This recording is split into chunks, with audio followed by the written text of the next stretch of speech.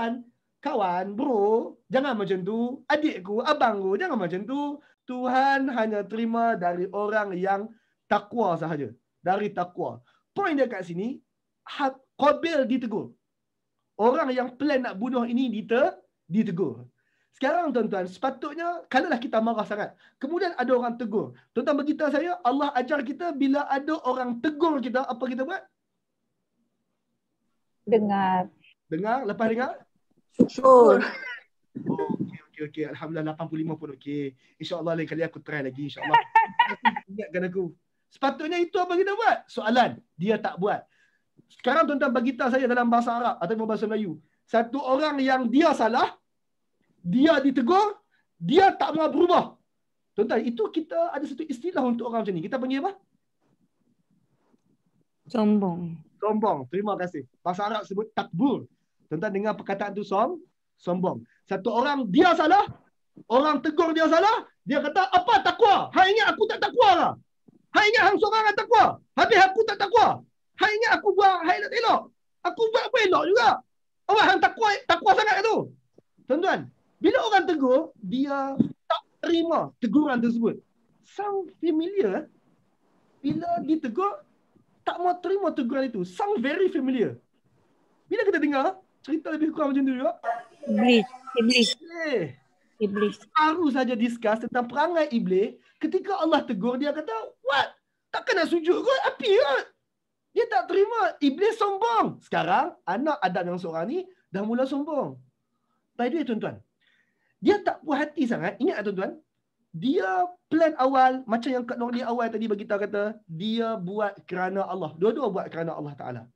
Tapi sekarang, si orang yang tak diterima, Qabil ni, tak diterima amalannya ni, selain dia buat kerana Allah, dia juga buat kerana pengiktirafan orang lain.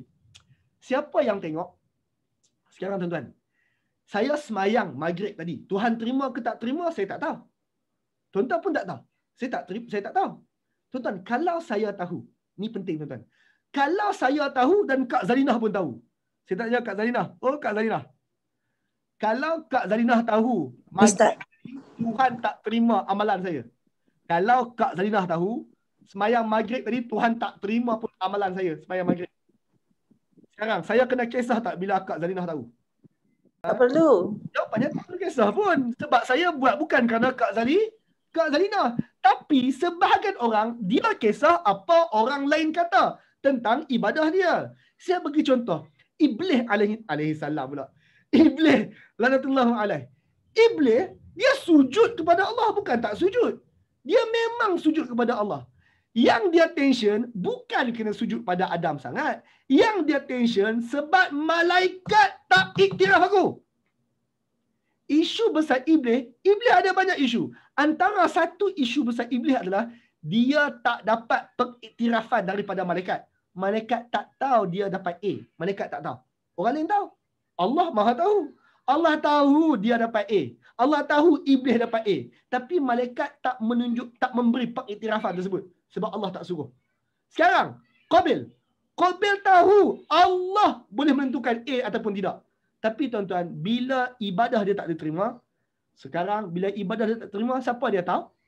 Sekarang, Allah tahu, confirm.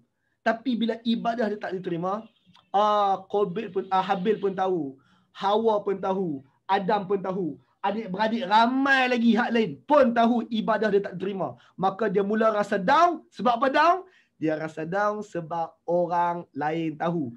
Qabil dapat pengiktirafan dari Habil. Habil dapat pengiktirafan daripada orang lain.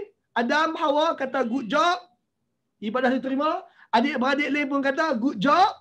Dapat ibadah diterima. Adik-beradik perempuan pun kata, I sukalah kalau boleh kahwin dengan dia tu sebab ibadah dia diterima, Ustaz. Tuan-tuan, maka orang lain bagi pengiktirafan dekat Habil. Dia tak dapat pengiktirafan tu. Dia, perkataan mudah, jealous. Dia nak pengiktirafan daripada Allah dan orang lain. Tuan-tuan, beritahu saya. Orang yang nak pengiktirafan daripada Allah dan orang lain, dalam bahasa hari-harian kita sebut apa? Syirik. Okey, selain dari syirik tu berat tu. Which is bukanlah tak betul. Tapi sebelum sebut syirik, kita sebut apa dulu? Orang yang buat kerana Allah dan kerana yang lain. Mengadakan sekutu. Ikhlas. Hipokrit. Terima kasih. Munafik. Terima kasih. Dia tak ikhlas. Ikhlas adalah syarat penerimaan ibadah. Ikhlas adalah syarat penerimaan ibadah. Iaitu buat semata-mata kerana Allah. Itu ikhlas. Bila buat kerana Allah dan kerana yang lain, ikhlas tidak. Maka sekarang, iblis.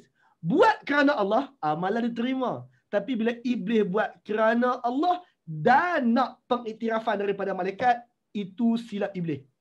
Qabil. Dia buat kerana Allah, Tuhan terima. Dia buat kerana Allah dan untuk dapat pengiktirafan Adam, Hawa, adik-beradik dia hak perempuan dan juga adik-beradik yang lain, situ problematik. Kita panggil apa? Tidak ikhlas.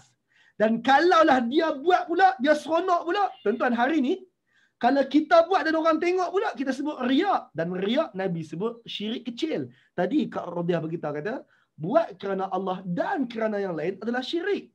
Syirik itu datang kerana niat dia telah terpesong. Niat dia dah tak ikhlas. Niat dia kerana manusia ataupun makhluk lain. Poin dia, buat kerana makhluk lain adalah membawa kepada syirik. Kalau belum syirik pun, ia jalan untuk pergi ke syirik. Allahu Akbar, Allah.